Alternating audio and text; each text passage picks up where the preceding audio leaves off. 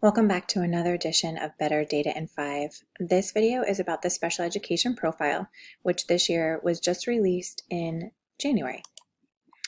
Data is released usually in a split configuration in the special education profile. Usually the first half of the data comes out in December and the second half comes out in May, and like I said, this year it was released the first half in January. Data comes from the previous school year, with the exception of 2 indicators of graduation and dropout. That data lags by about 1 year. So when you look at your profile, make sure you know what year's worth of data you're looking at.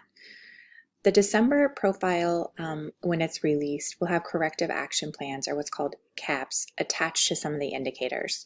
So if a target isn't met, and targets are set by stakeholders across the state for 5-year intervals that gradually increase, if a target isn't met, that can sometimes drive what's called a corrective action plan, some work that the district will have to do to improve their practices for students with disabilities.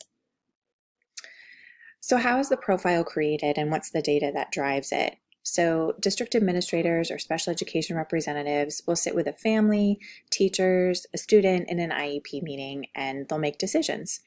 Those decisions get coded in EMIS using all of the codes that align with the decisions that were created and that were made in the meeting.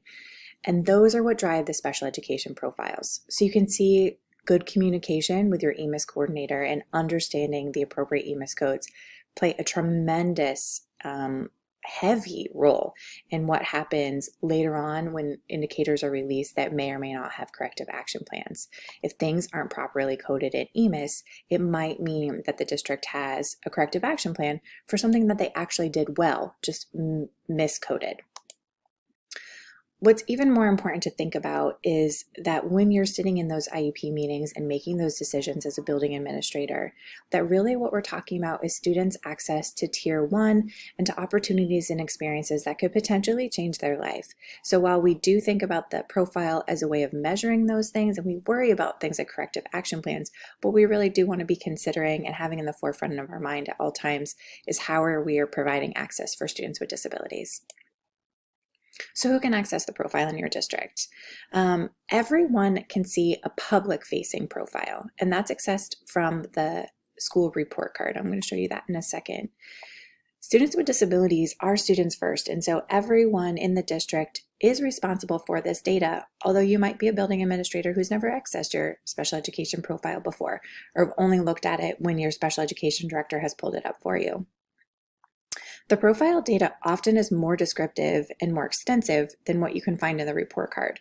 So I really would encourage all building administrators and even teachers to pull up the special education profile for your district and perhaps your neighboring districts and see what the experience for students with disabilities is in your school and the schools around you.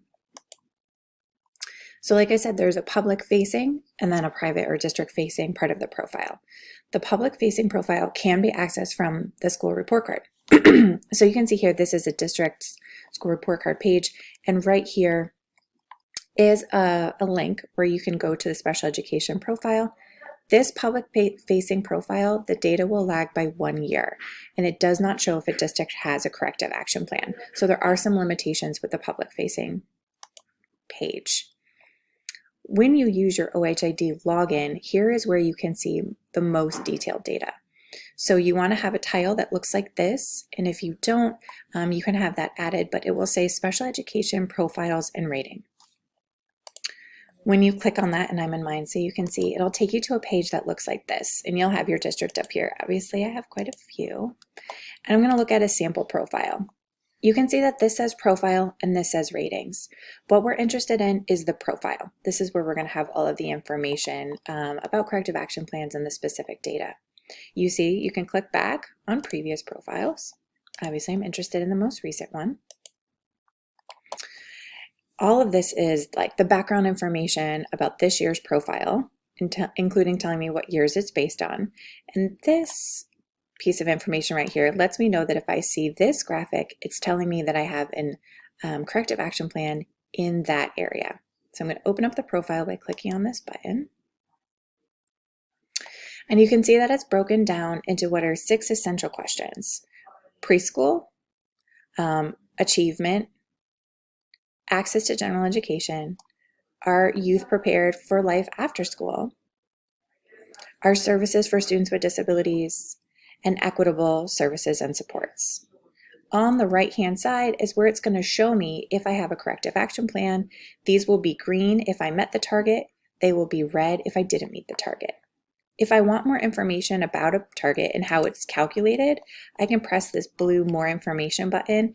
It will open up the longitudinal data, just trend data my district has had over the years with this particular indicator, and then all of the information about how this indicator is calculated.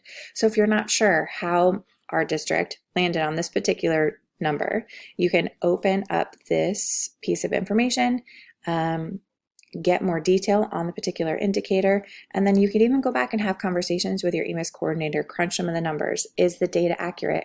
Are we misreporting somewhere?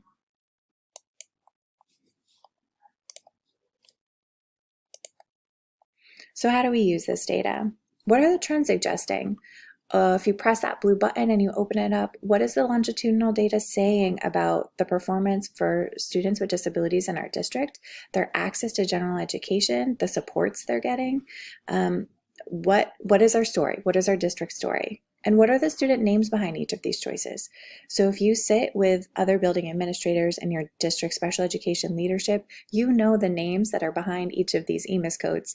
And so what are their experiences in school right now? How might one decision have made a difference in your data and in the life of that student? That could be decisions about LRE and what classroom a student is placed in.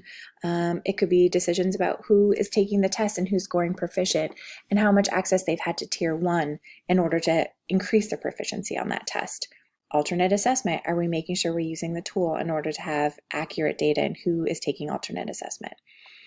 And the BLT and the DLT can also be using these profiles to have conversations about curriculum, interventions, scheduling, placement, especially when we look at the gap between our students with disabilities and all students and how they're scoring.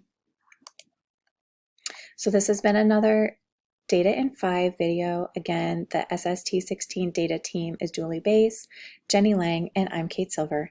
If you have any questions about your special education profile, please don't hesitate to reach out. We will be happy to help. And if you'd like a copy of this deck, you can click on the QR code right here and access it.